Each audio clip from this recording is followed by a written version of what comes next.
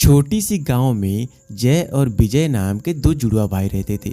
उनके पिता का कई साल पहले देहांत हो चुका था और उनकी माँ छोटी बहन को जन्म देते ही दुनिया से चल बसी। अब जय और विजय पर अपनी छोटी बहन की पूरी जिम्मेदारी आ गई थी।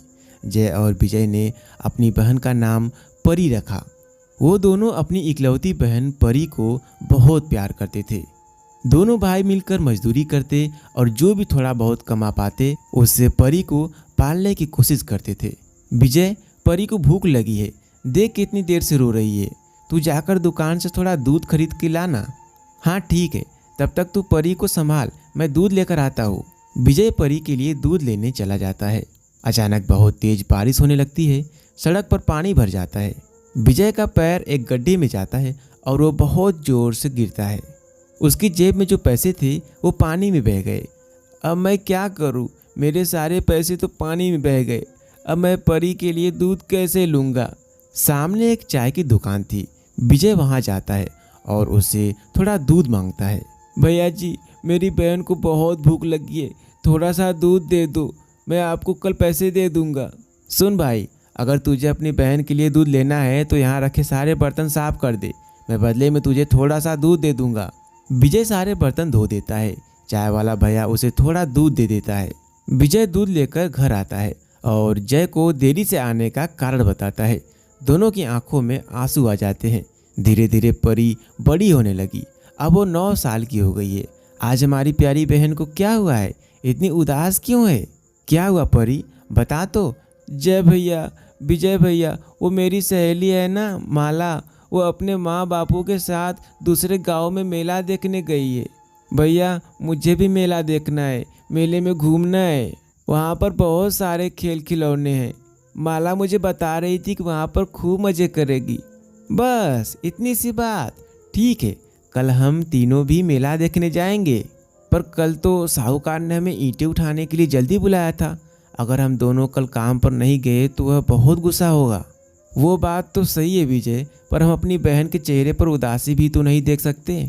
और तू भी जानता है कि हमारे लिए हमारी बहन परी से बढ़कर कुछ भी नहीं है। ठीक है, कल हम परी को मेला दिखाने ले जाएंगे।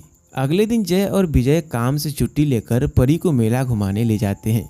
मेले में बहुत सारी दुकान और खेल खिलौने थे।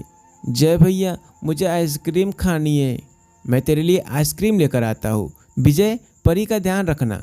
जय परी के लिए आइसक्रीम लेने जाता है। विजय भैया, मुझे वो पानी पूरी भी खानी है। फिर पानी पूरी खाकर तुझे मिर्ची लगेगी तो फिर मैं आइसक्रीम खा लूँगी। ज़रा पानी पूरी खिलाना भैया। मिर्ची लगी है मुझे, पानी पीना है भैया। मैंने तुझे कहा था ना कि तुझे मिर्ची लगेगी।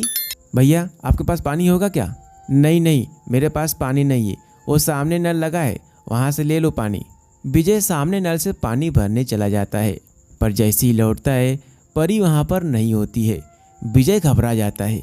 तब तक जय भी आइसक्रीम लेकर आ जाता है। दोनों परेशान हो जाते हैं। परी कहाँ गई? मैंने तुझे कहा था परी का ध्यान रखना। अभी यहीं खड़ी थी, मैंने उसे कहीं नहीं जाने दिया। भैया, मेरी बहन जिसने अभी पानी पूरी खाई थी वो देखा कहाँ गई? वो वहाँ एक जादूगर जादू दिखा रहा है, उसी ओर गई है। चल विजय, उधर जाकर देखते हैं।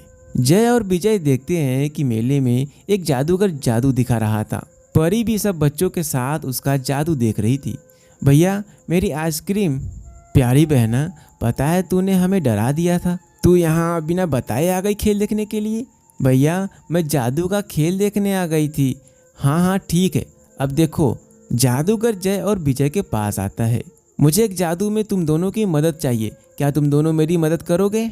हम दोनों? पर जय भैया, विजय भैया, मुझे आप दोनों का भी जादू देखना है, दिखाओ ना।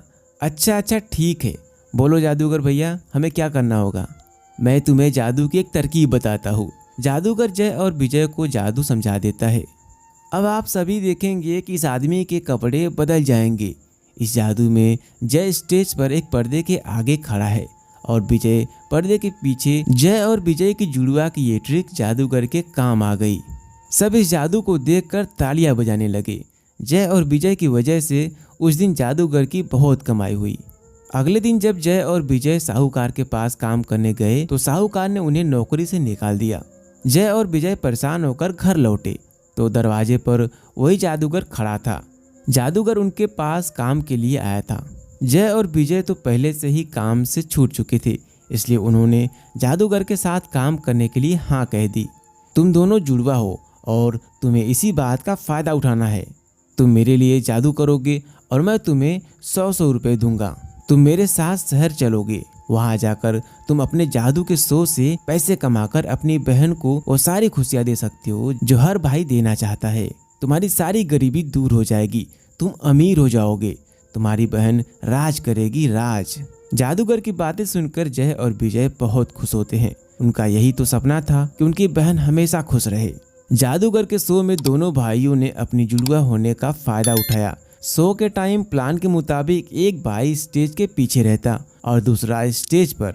जब जादूगर एक भाई को गायब कर देता तो दूसरा भाई अचानक स्टेज पर प्रकट हो जाता।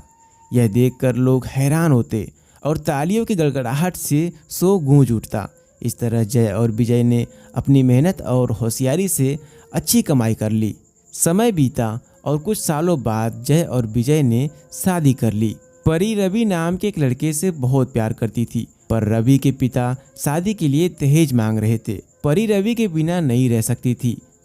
मुझे शादी में 50 लाख का दहेज चाहिए, तभी यह शादी हो पाएगी। अपनी बहन की खुशी के लिए जय और विजय पैसे जुटाने के लिए रोजाना शो कर रहे थे।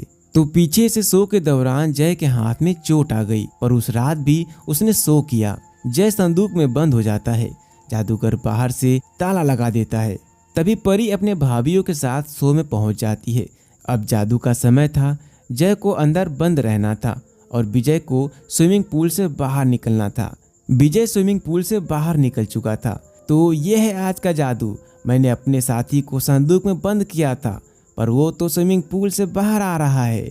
एक बार जोरदार तालियां मेरे इस जादू के लिए।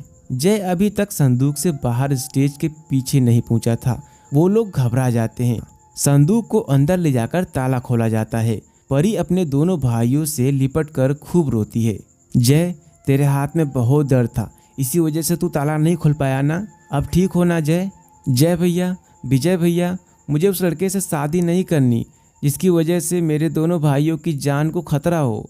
मेरे लिए आप दोनों से ज़्यादा ज़रूरी कुछ नहीं है। आप लोगों ने मेरे लिए बहुत कुछ किया है।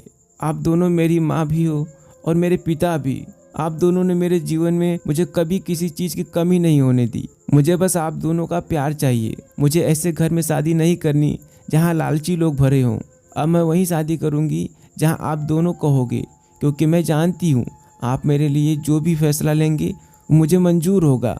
मुझे बस अपने दोनों भाई चाहिए और कुछ नहीं। परी अपने दोनों भाइयों के गले लग जाती है। वो जानती थी उसके दो भाइयों ने उसके लिए बहुत किया है, इसलिए आज उसने जो भी फैसला लिया वो बिल्कुल सही लिया। दोस्तों, इस समझदार बहन के लिए आप क्या कहना चाहेंगे कमेंट बॉक्स में ज़रूर लिखें। और हाँ, अगर यह कहानी पसंद आई हो तो इस वीडियो को लाइक करके चैनल को सब्सक्राइब जरूर कर लेना और बेल आइकन का बटन जरूर दबा लेना, जिससे कि मेरे आने वाली कोई भी कहानी सबसे पहले आप तक पहुँचे। धन्यवाद।